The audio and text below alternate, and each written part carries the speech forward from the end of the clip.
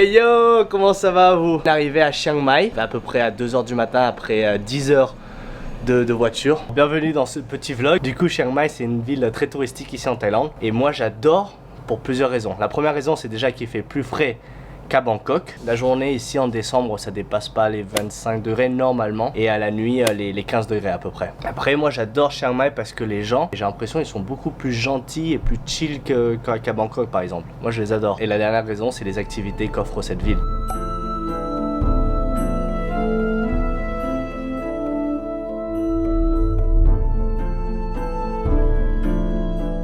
On est maintenant à The Pay Gate. Et Pay Gate c'est les ruines des murailles d'avant. Parce que ici avant c'était une forteresse. Bien sûr Pay Gate est très bien situé. Alors si votre hôtel ou votre restaurant est dans les alentours, tout est à 2 minutes de marche plus ou moins. Et puis après ici, vu que c'est un endroit très touristique, l'attraction c'est de faire des photos avec les pigeons. Il y aura plusieurs personnes, t'achètes de la mie de pain pour 20 bahts, ils vont donner à manger aux pigeons. Il y en a un qui est un peu plus loin allongé par terre qui fait une photo et il y en a un autre qui fait du bruit. Et les pigeons ils s'envolent et toi tu fais une photo bien stylée. Et donc maintenant on va au prochain spot.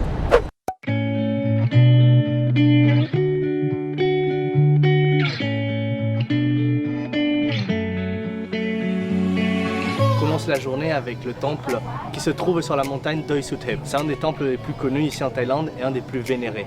Et puis après ici, il y a un viewpoint qui se trouve juste derrière moi. Ça a une vue sur tout Chiang Mai, c'est magnifique.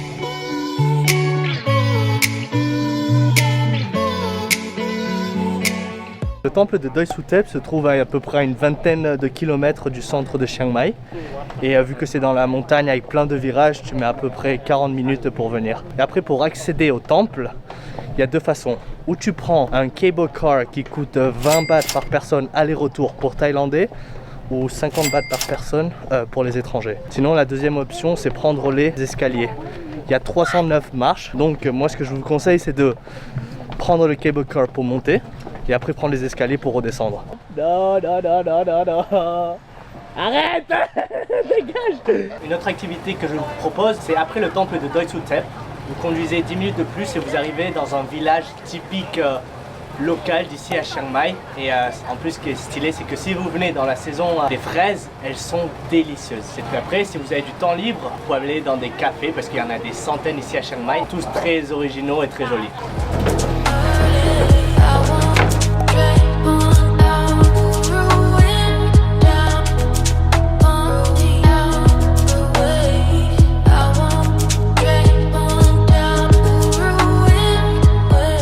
Ça y est, on vient d'arriver au Night Safari. On vient d'acheter nos entrées et on a pris le pack le plus grand. Alors pour les Thaïlandais c'est 300 bahts et pour les étrangers c'est 800 bahts. Maintenant on va rentrer dans le safari et on fera un petit débrief à la fin. Allez, suivez-moi.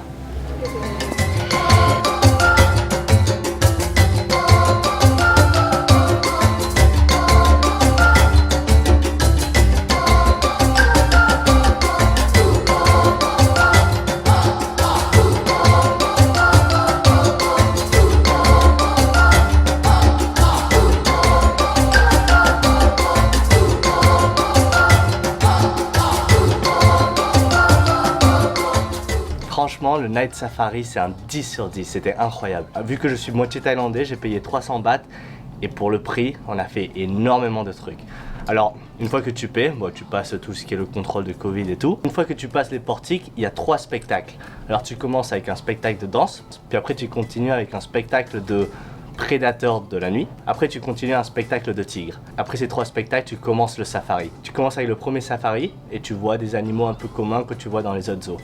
Te font faire le tour, tu descends du bus et tu remontes dans un autre bus et là c'est un safari de prédateurs de la nuit et là tu vois vraiment des animaux bien stylés. En plus des spectacles qu'ils vous offrent, les employés sont très gentils parce que moi j'y suis allé avec un ami coréen et normalement il y a 2 bus, un bus où il te parle en thaïlandais et un autre bus où il te parle en anglais. Et vu qu'avec le Covid il n'y a pas de touristes, il n'y avait que le bus thaïlandais qui était ouvert. Elle s'est excusée, elle m'a dit non, pas en ce moment à cause du Covid il n'y a pas de touristes.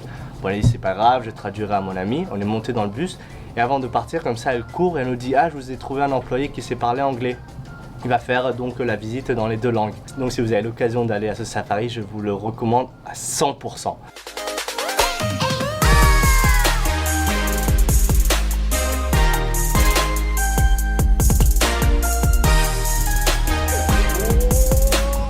Alors 3e jour de ce vlog et maintenant on est à la montagne de Phrong Yang. Alors dans cette montagne il y a plusieurs trucs à faire et une des choses que j'aime bien faire c'est ça. je sais pas comment vous l'appelez. Et ça coûte 150 bahts par personne pour une seule fois. Ça fait cher les 30 secondes de plaisir. Je suis assis comme ça, tu peux t'asseoir à 2 personnes. La deuxième personne est assise ici. Et du coup, tu n'as rien à faire. Tu mets la ceinture et tu dois juste accélérer, tu dois mettre ça en avant. Et quand tu lâches, ça freine tout seul. Il y a d'autres activités à faire. Il y a un package qui coûte 2800 bahts et tu peux faire de l'acrobranche, du zipline, ça, du trampoline, un saut dans le vide, etc. Alors le deuxième endroit où je vous recommande de venir, c'est dans la même montagne, c'est tout en haut. Ça s'appelle Mon Cham. Je crois que ça se prononce comme ça. Ça s'appelle Mon Cham. Tu as un point de vue magnifique, tu as une vue sur toutes les montagnes, c'est incroyable. Garez la voiture en bas pour 30 bahts à peu près. C'est un parking à côté d'un marché. Puis après là, vous pouvez monter à pied, mais c'est vraiment comme ça. Vous pouvez monter à pied ou payer un mototaxi pour 20 bahts seulement.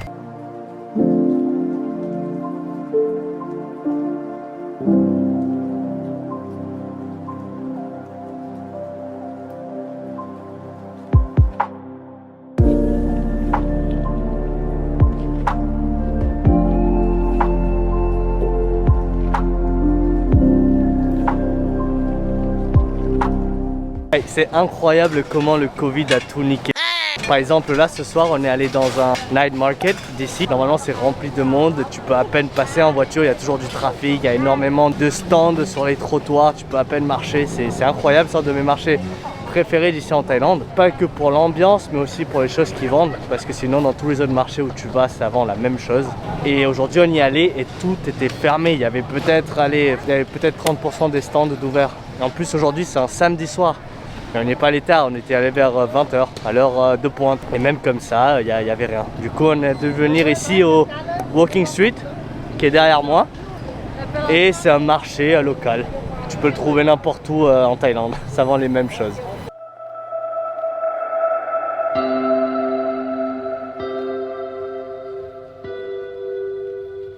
La vidéo touche à sa fin et j'espère qu'elle vous a plu.